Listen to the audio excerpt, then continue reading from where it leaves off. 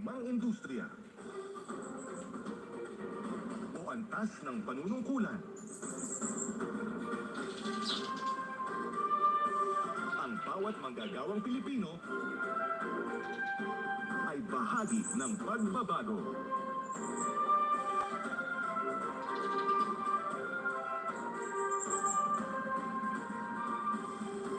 Ang ating transport sector. Panlupa, pantubig, o panghimpapawid.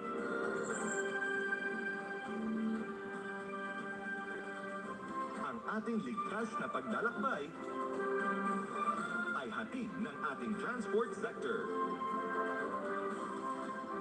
Mula sa mga tsuper,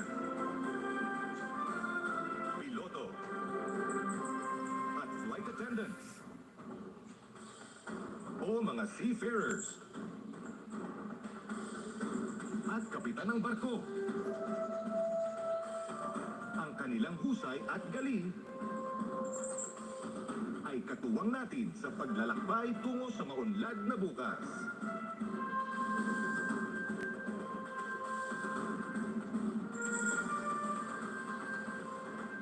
Isang pagpupugay sa ating mga magsasaka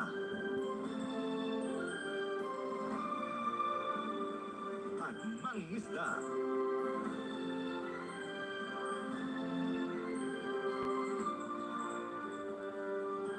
Kinikilala natin ang huwarang kontribusyon ng ating mga bayani sa pagpapaunlad ng sektor ng agrikultura.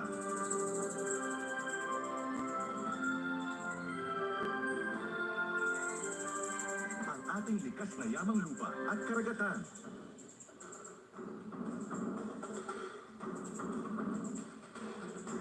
Kasama ang mga makabagong teknolohiya.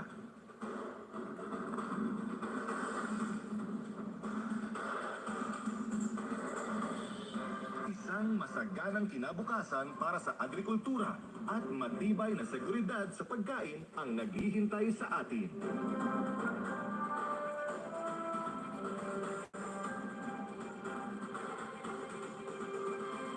Ang ating Street Management Services Sector. Malinis, ligtas,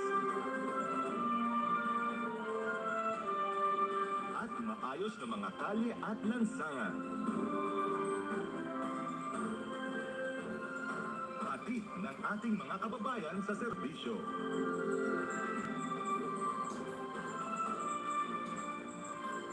Sinisigurong malinis ang ating kapaligiran.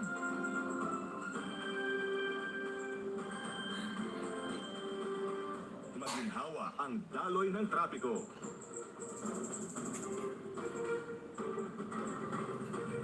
At ligtas ang ating publiko sa daan. Saludo po sa inyo.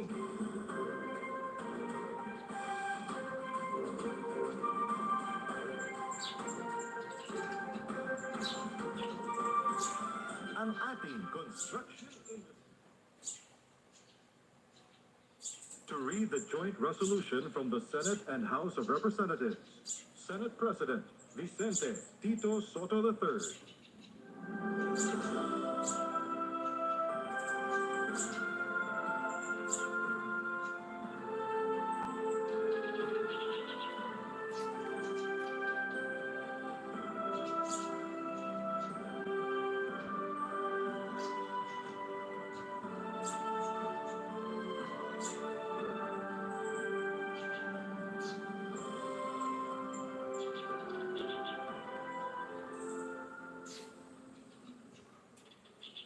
As the Senate President and co-chair of the joint public session of Congress that canvassed the votes for presidential and vice presidential candidates in the national elections held on the 9th of May, 2022, it is my distinct honor and privilege to join you in this historic occasion and read the dispositive portion of the resolution of both houses, which proclaim the duly duly elected President and Vice President of the Republic of the Philippines.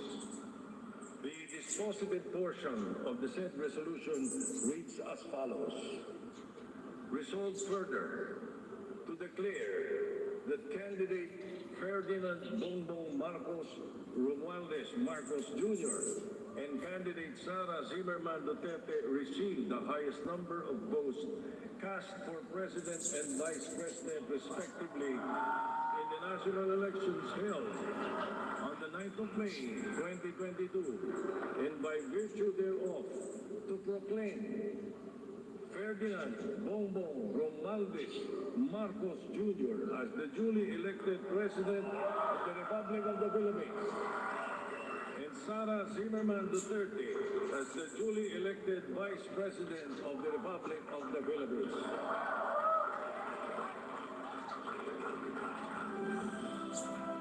To administer the oath of office to President-elect Ferdinand Romualdez Marcos Jr., Chief Justice Alexander G. Gismundo. May we request on stage Attorney Liza Araneta Marcos, Ferdinand Alexander Sandro Marcos, Joseph Simon Marcos, and William Vincent Marcos to witness the oath taking.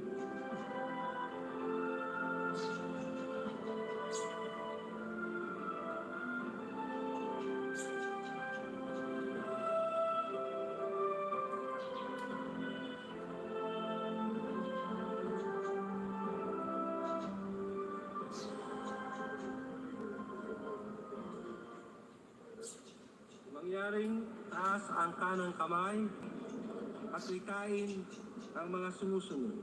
Ako, si Ferdinand Romualdez Marcos Jr. Si Ferdinand Romualdez Marcos Jr. ay mataimtim na nanunumpa. ay taimtim na nanunumpa. Natutuparin ko ng buong katapatan at sigasig Natutuparin ko na buong katapatan at sigasig ang aking mga tungkulin ang aking mga tungkulin bilang Pangulo ng Pilipinas, bilang Pangulo ng Pilipinas, pangangalagaan at ipagtatanggol pati pagtatanggol ang kanyang konstitusyon, ang kanyang konstitusyon, ipatutupad ang mga batas nito, ipapatupad ang mga batas nito, magiging makatarungan sa bawat tao, magiging makatarungan sa bawat tao, at itatalaga ang aking sarili at itatalaga ang aking sarili sa paglilingkod sa bansa. sa paglilingkod sa bansa. Kasi hinawa ako ng Diyos. Kasinawan ako ng Diyos. Congratulations, Mr. President. Maraming salamat.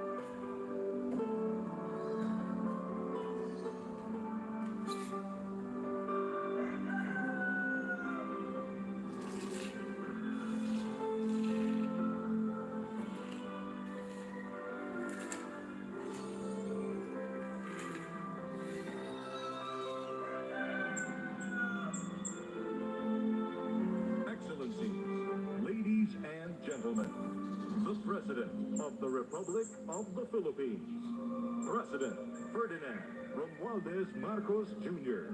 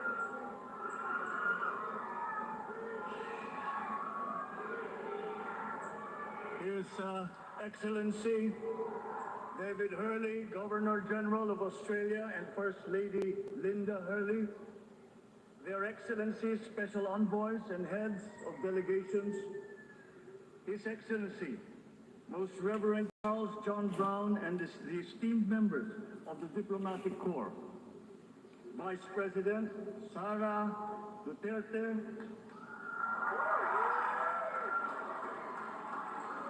President Fidel Ramos, President Joseph Ejercito Estrada, President Gloria Macapagal Arroyo, Senate President Vicente Soto III, and the honorable members of the Philippine Senate, House Speaker Lord Alan J. Velasco, and the honorable members of the House of Representatives, Chief Justice Alexander Gesmundo, and the Honorable Justices of the Supreme Court, of course, First Lady Lisa Araneta, and my children, Alexander, Sandro, Simon, and Vincent. I cannot proceed without a special greeting, of course, to the former First Lady Imelda Romualdez Marcos.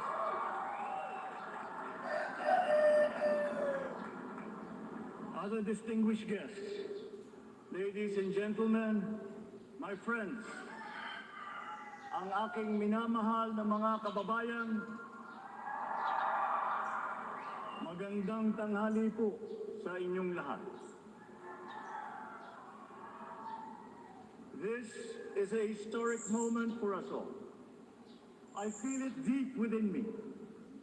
You, the people, have spoken, and it is resounding. When my call for unity started to resonate with you, it did so because it echoed your yearnings, mirrored your sentiments, and expressed your hopes for family, for country, and for a better future. That is why it reverberated and amplified as it did, to deliver the biggest electoral mandate in the history of Philippine democracy.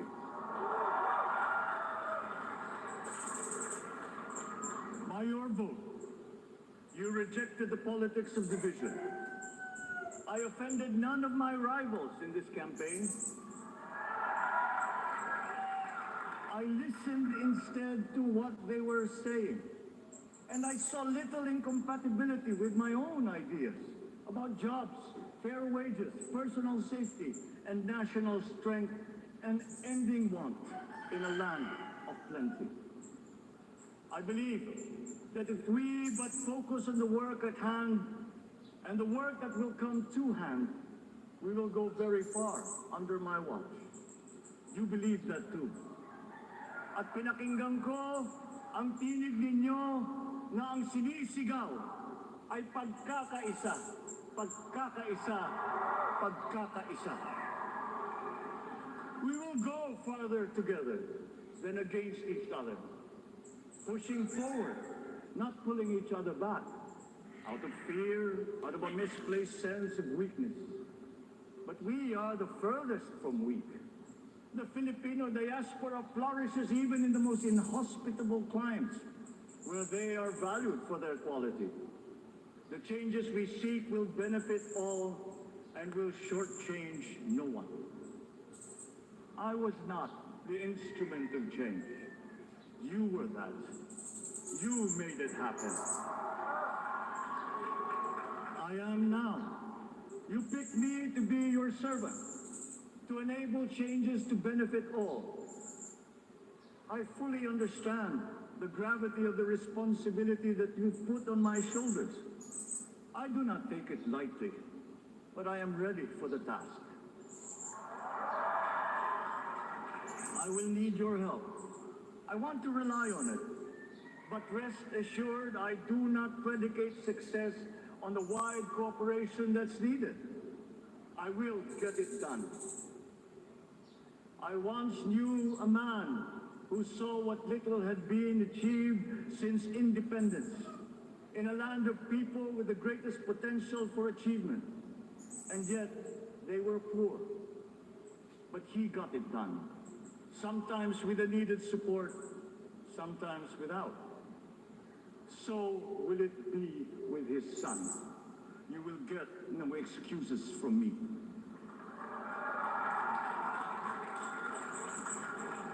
I am here not to talk about the past.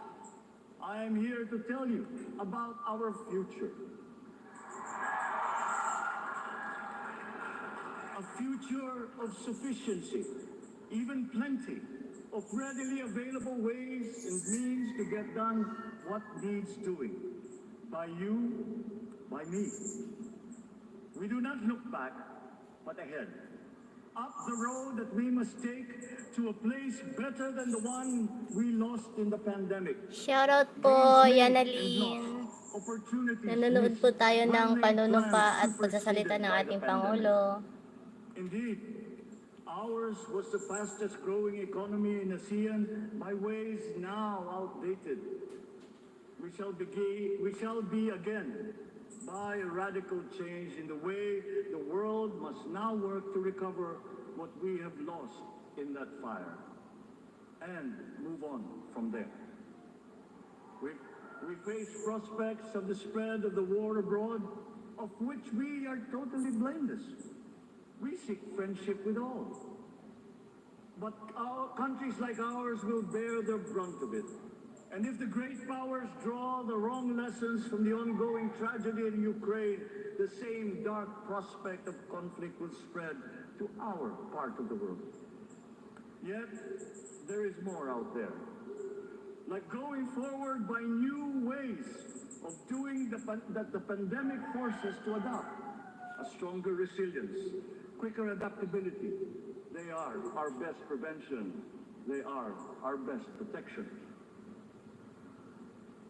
Quiet reflection in a rough and tumble campaign of a breadth and intensity never experienced revealed some of them, such as a willingness to listen despite the noise, the hesitation to quarrel over differences, and to never, ever give up hope of reconciliation.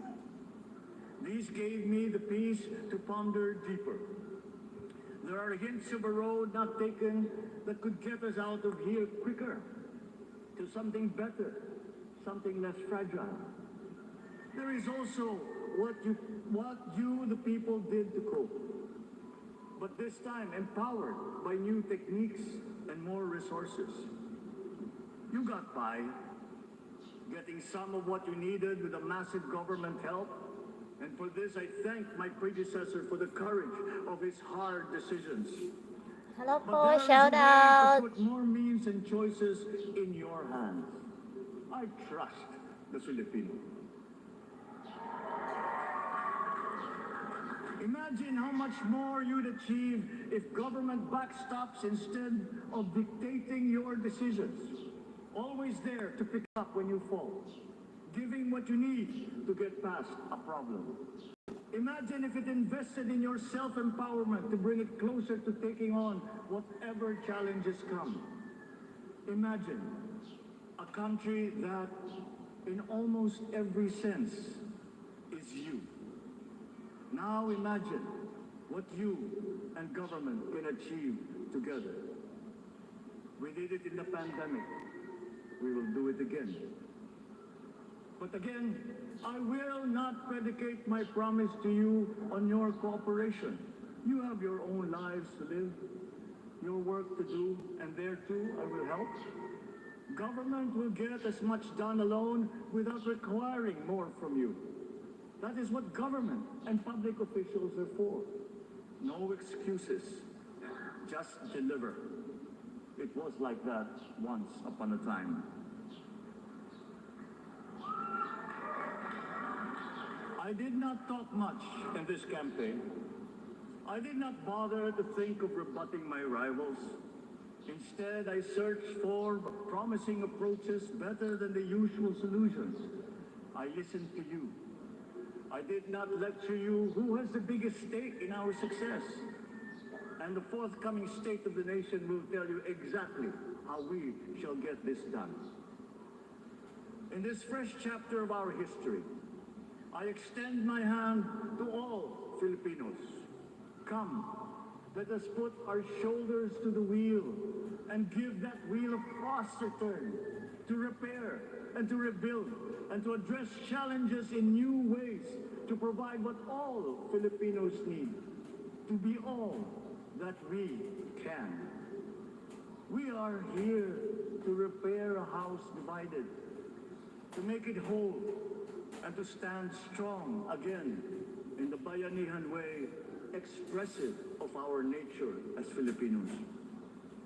We shall seek, not scorn dialogue, listen respectfully to contrary views, be open to suggestions coming from hard thinking and unsparing judgment, but always from us, Filipinos. We can trust no one else when it comes to what is best for us. Past history has often proven that.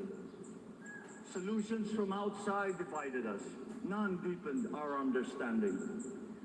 They were always at our expense. Never forget, we are Filipinos. One nation, one republic, indivisible.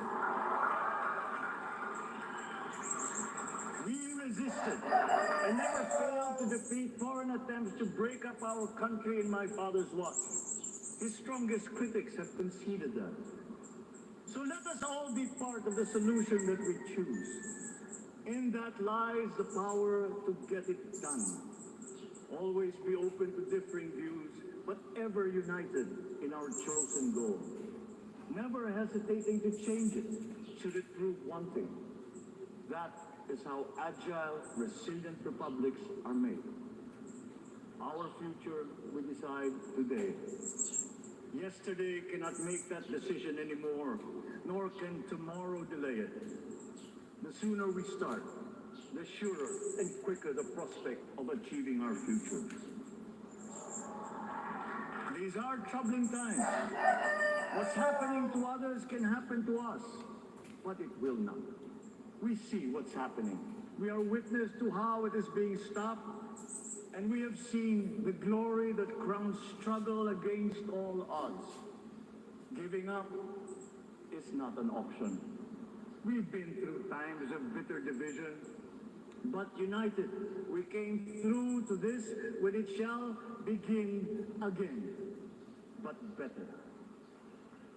The campaigns I've run have taken me here where I stand today. I listened to you, and this is what I have heard. We all want peace in our land.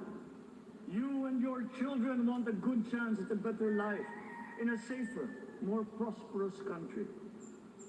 All that is within reach of a hard-working, warm, and giving race. Your dreams are mine. Pangarap nyo ay pangarap ko. How can we make them come true? How can we do it together? But I will take it as far as anyone with the same faith and commitment can, as if it depended entirely on himself. Sa pangarap na maging mapayapa ang ating bansa, ang pangarap nyo ay pangarap ko. Sa pangarap na maging maunlad ang ating bansa, ang pangarap nyo ay pangarap ko. At sa pangarap na maging mas masinang ang kinabukasan natin at ng ating mga anak, ang pangarap nyo ay pangarap ko. We are presently drawing up a comprehensive, all-inclusive plan for economic transformation. We will build back better by doing things in the light of the experiences that we have had, both good and bad.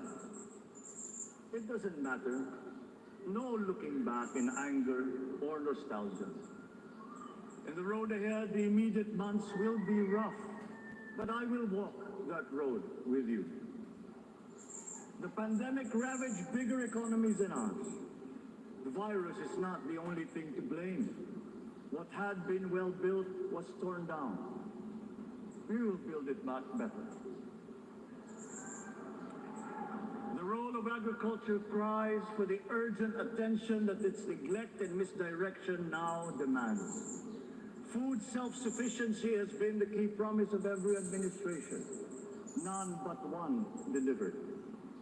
There were inherent defects in the old ways and in recent ways too.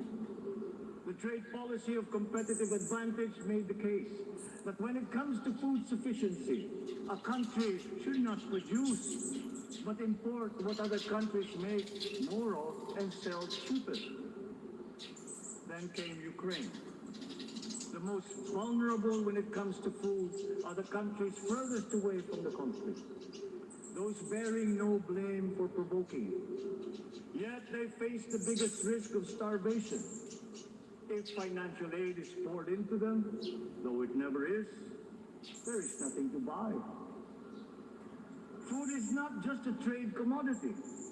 Without it, people weaken and die. Societies come apart. It is more than a livelihood. It is an existential imperative and a moral one.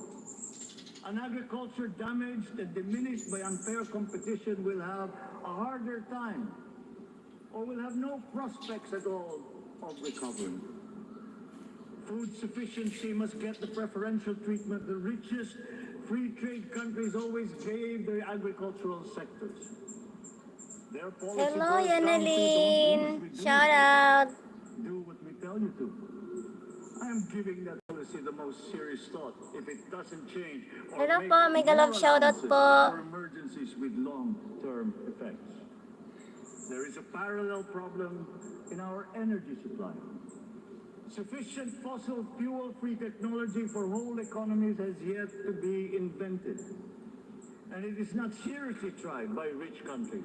Again, consider the response of the richest countries to the war in Ukraine. But surely, a free world awash with oil can assure supplies. Or we will find a way. We are not far from oil and gas reserves that have already been developed. What we teach in our schools, the materials used must be rethought. I am not talking about history. I'm talking about the basics, the sciences, sharpening theoretical aptitude and imparting vocational skills, such as in the German example, alongside the national language, with equal emphasis and facility in a global language, which we had and lost. Let us give OFWs all the advantages we can for them to survive and to thrive. Our teachers from elementary up are heroes fighting ignorance with poor paper weapons. We are condemning the future of our race to menial occupations abroad. Then they are exploited by traffickers. Once we had an education system that prepared coming generations for more and better jobs. There is hope for a comeback. Vice President and soon-to-be Secretary of Education, Sara Duterte Carpio, will fit that mission to a T. We won't be caught unprepared, under-equipped, and understaffed to fight the next pandemic. To start with, we never got over the pandemic of poor, if any, free public health. The last major upgrade of a public health system, exemplified by the resources poured into PGH, predates the current shambles by 3 generations. Our nurses are the best in the world. They acquitted themselves with the highest distinction abroad, having suffered even the highest casualties. With the same exemplary dedication at home, they just got by. They are out there because we cannot pay them for the same risk and workload that we have back here. There will be changes starting tomorrow. I am confident because I have an OPLE in my cabinet. There were shortcomings in the COVID response. We will fix them out in the open. No more secrets in public health. Remember, I speak from experience. I was among the first to get COVID. It was not a walk in the park. My father built more and better roads, produced more rice than all administrations before his. President Rodrigo Roa Duterte built more and better than all the administrations succeeding my father. Much has been built, and so well, that the economic dogma of dispersing industry to develop the least likely places has been upturned. Development was brought to them. Investors are now setting up industries along the promising routes built. And yet, the potential of this country is not exhausted. Following these giant steps, we will continue to build. I will complete on schedule the projects that have been started. I'm not interested in taking credit. I want to build on success that's already happening. We will be presenting the public with a comprehensive infrastructure plan. 6 years could be just about enough time. No part of our country will be neglected. Progress will be made wherever there are Filipinos, so no investment is wasted. The recovery of Philippine tourism with its emphasis on accessing nature's beauty, I am sure will exceed expectations. And bigger is not always better, but there's something to be said for economies of scale. And yet the country invites investments in fast-rising industries with quick returns and inflicts irreparable damage for future generations. We have yet to see large-scale practical solutions to pollution, though some are beginning to emerge. But there are tried and proven new ways of mitigation. Blades have been turning over the sand dunes of Ilocos Norte, harnessing a power all around, but unseen, long before this day. I built them. The rich world talks a great deal, but does a lot less about it than those with much less, but who suffer more death and destruction from climate change and lack of adaptation. We will look to our partners and friends to help the Philippines, who, despite having a very small carbon footprint, is at the highest risk.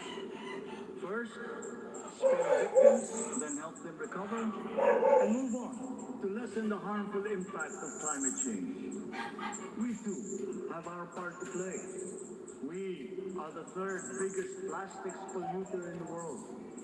But we won't shirk from that responsibility. We will clean up. You will not be disappointed. So do not be afraid.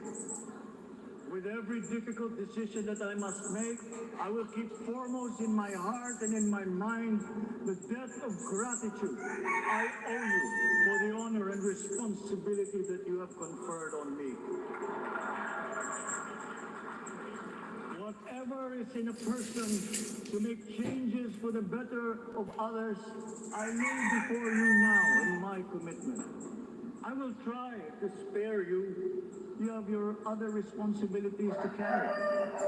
But I will not spare myself from shedding the last bead of sweat or giving the last ounce of courage and sacrifice. And if you ask me why I am so confident of the future, I will answer you simply that I have 110 million reasons to start with. Such is my faith in the Filipino.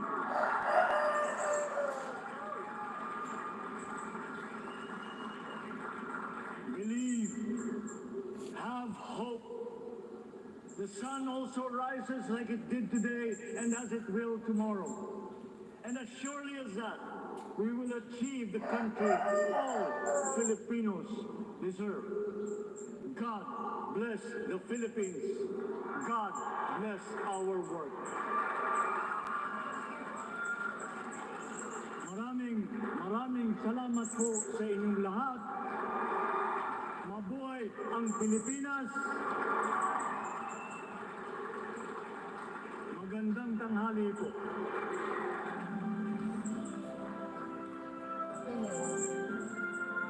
Excellency, ladies and gentlemen, the President of the Republic of the Philippines, President Ferdinand Romualdez Marcos Jr.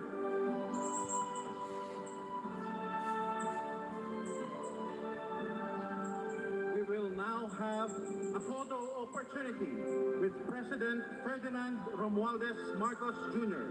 May we invite the first family on stage. First Lady Liza Araneta Marcos, Ferdinand Alexander Sandro Marcos, Joseph Simon Marcos, and William Vincent Marcos.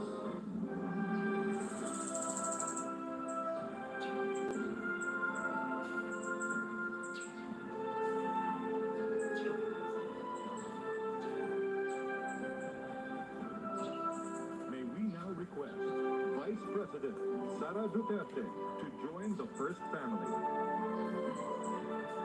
Hello po, shout out!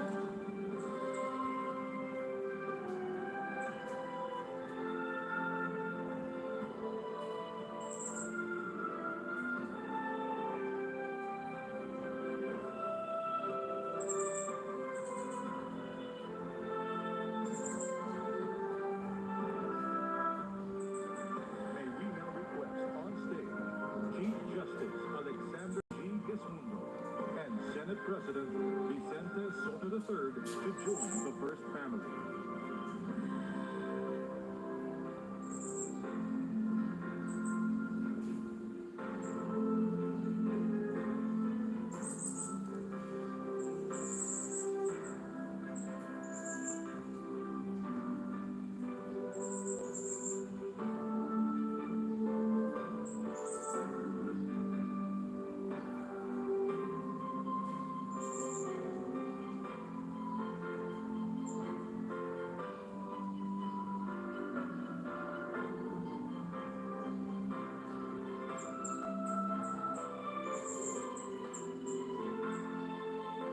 May we now request Madame Imelda R. Marcos, Senator Amy Marcos and Miss Irene Marcos Araneta to join the first family.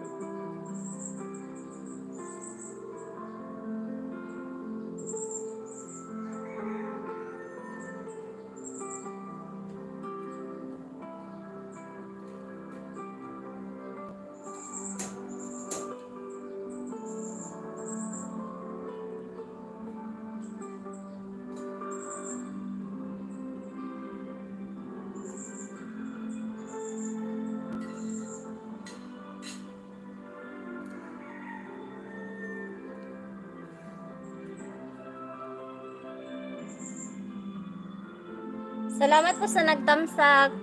Shoutout po dyan sa mga nanonood at dumadaan.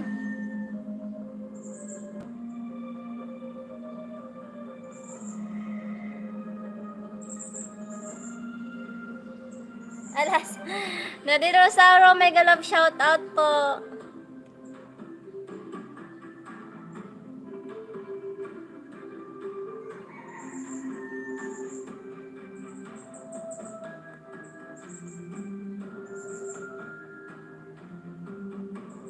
Ayan si Yana. Yana, ano ka na? Moderator ka na? May jacket ka na dyan, may jacket. Ala, I will end soon kasi ano, na, tapos na po yung ano, pagsasalita ng Pangulo. Nakaupo na po. Nanumpa na po, Daddy Rosauro. Pangulo na po siya ng Pilipinas.